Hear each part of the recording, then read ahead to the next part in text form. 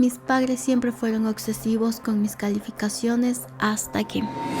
Siempre supe que el amor de mis padres tenía forma de letra. No era algo que dijeron explícitamente, sino un lenguaje no verbal que aprendí a descifrar antes incluso de entender las reglas gramaticales del colegio. Una A era un abrazo cálido que olía a colonia barata y a tiza. Una sonrisa orgullosa que iluminaba la cocina, la luz del sol en un día despejado. Una B era un cielo nublado, un silencio incómodo durante la cena donde solo se escuchaba el tintineo de los cubiertos. Un podría haberlo hecho mejor se me clavaba como una astilla en mi piel de 9 años. Cualquier cosa por debajo era un terremoto que hacía temblar los cimientos de nuestra casa. Un invierno repentino que congelaba hasta el vapor de la sopa. Recuerdo con una claridad dolorosa, casi cinematográficamente, la vez que saqué mi primer 7 en matemáticas en quinto de primaria.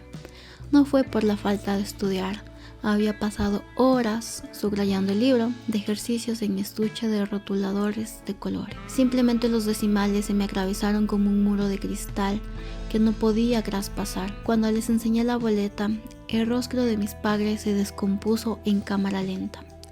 No era enfado, era algo peor, más profundo, una decepción. Una tristeza húmeda en sus ojos marrones que parecía decir, sin palabras: mi hija no es brillante como yo creía. Mi padre más pragmático, un ingeniero que veía el mundo en gráficas y resultados, no perdió el tiempo en lamentos. Esto no puede volver a pasar, declaró. Y su sentencia se materializó en una agenda de estudios semanales que parecía el horario de un alto ejecutivo. De lunes a viernes 2 horas ferias después del colegio, divididas en bloque de 45 minutos con descanso de 15 minutos. Los sábados por la mañana 3 horas de repaso general.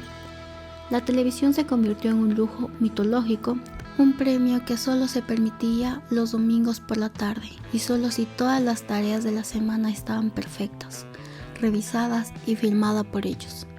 Mis juguetes, mi querida colección de My Little Pony, las construcciones de Lego empezaron a acumular polvo en el armario, reemplazados por cuadernos de ejercicios extras, resúmenes plasticados y montañas de fichas de estudios que olían a obsesión.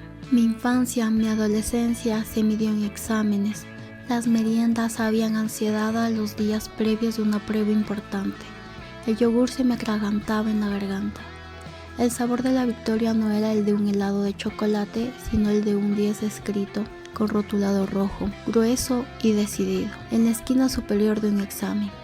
Aprendí a temblar por dentro cada vez que un profesor repetía los resultados plegados, mi corazón golpeando mi pecho como un pájaro enjaulado contra los barrotes.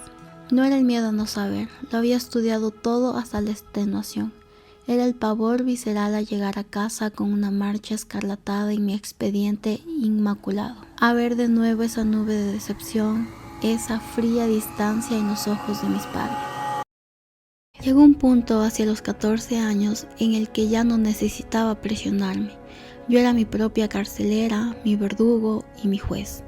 Me desvelaba hasta tarde con la luz de la lámpara de escritorio proyectando sombras monstruosas en la pared, repasando una y otra vez los apuntes que las letras bailaban y se desdibujaban frente a mis ojos cansados. Si sacaba un 9.5 me recriminaba a mí misma con dureza por no conseguir el 10. La validación que buscaba desesperadamente en sus caras se había convertido en una adicción tóxica, en la única droga que conocía. Mis amigos planeaban salidas al cine, a tomar un refresco. Yo inventaba excusas elaboradas para quedarme estudiando. No puedo, decía, evitando sus miradas. Tengo que sacar una buena nota. Esas 3 palabras, buena nota, era la única moneda de cambio que conocía para el afecto, la llave que abría la puerta a un raro y preciado momento de paz familiar. Dejé de tocar el piano que tanto amaba y para el que según mi profesora tenía un talento natural,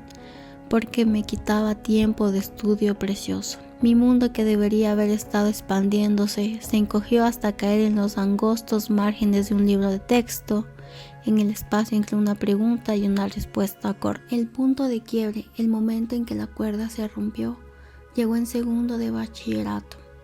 Tenía un examen de la historia de arte crucial al día siguiente, uno que podía decidir mi acceso a la universidad que ellos soñaban para mí.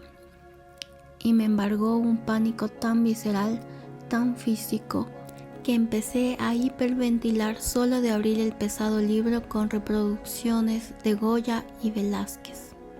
El mundo se redujo a un túnel oscuro y asfixiante, al final del cual solo veía ese maldito examen y la posibilidad aterradora y tangible de fallar. Rompí a llorar de manera incontenible en el suelo frío de mi habitación, abrazando las páginas del tomo sobre la Revolución Francesa, como si fuera un salvavidas que en realidad me estaba hundiendo y ahogando con mi propio miedo. Mis uñas, sin que me diera cuenta, se clavaron en las palmas de mis manos, dejando pequeñas medias lunas rojas y dolorosas. Mis padres me encontraron ahí, hecho un ovillo, temblando sin control contra la pata de mi escritorio. Fue la primera vez en todos los años que no les vi decepción, sino miedo, miedo real, auténtico, el miedo de un padre que ve a su hija desmoronarse. Mi madre se arrodilló a mi lado inmediatamente, su mano tibia y familiar dibujándose círculos en mi espalda. Un contraste extraño de calor en medio del frío glacial que sentía por dentro.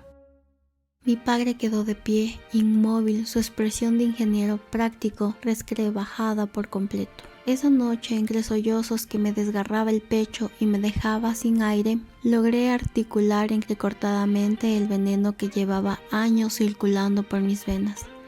Tengo miedo de que si no soy la mejor, si no saco las mejores notas, no me van a querer. Siento que solo les importo cuando saco un 10. El silencio que siguió mi confesión fue distinto a los demás que había habitado en esa casa.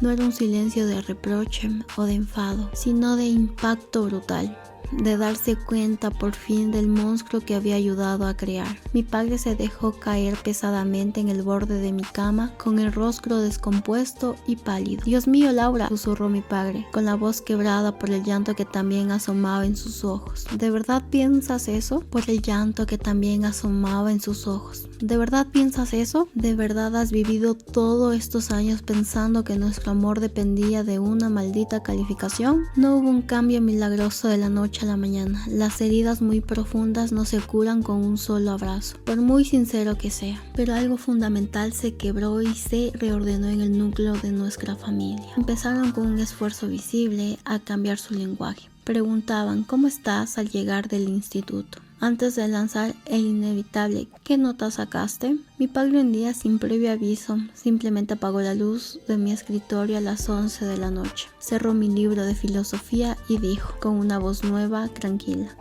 «Basta, mañana es otro día. Ven a ver una película con nosotros. He alquilado esa que querías ver».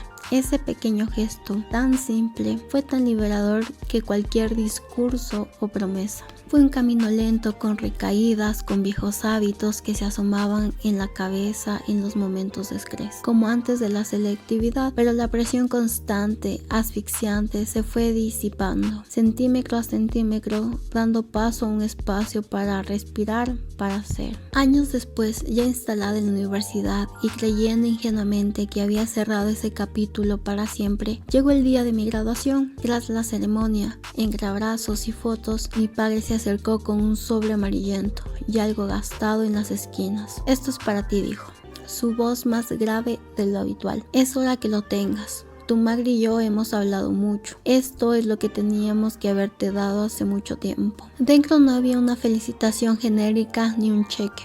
Era una carta, varias páginas escritas a mano, con la letra pulcra y elegante de mi madre, y desplegada con sumo cuidado, arrugada y con los bordes gastados por el tiempo, como si hubiera sido abierta y cerrada cientos de veces. Estaba mi boleta de quinto de primaria, la del 7 en matemáticas, la del terremoto, la del invierno. La habían guardado todos esos años, no como un trofeo, sino como una reliquia dolorosa. Con lágrimas resbalándome por las mejillas, manchando de sal la tinta azul, leí la carta. «Querida Laura, Laura, hoy te gradúas y tu padre y yo no podríamos estar más orgullosos. Pero este orgullo, te lo juramos, no viene de tus notas impecables, ni de tu título con matrícula de honor. Viene de la persona resiliente, compasiva y maravillosa humana en la que te has convertido. A pesar de nosotros, a pesar de nuestra avesada y terrible obsesión, guardamos esta boleta, no como un recordatorio de un fracaso, sino del nuestro. Fue el día que empezamos a equivocarnos de camino.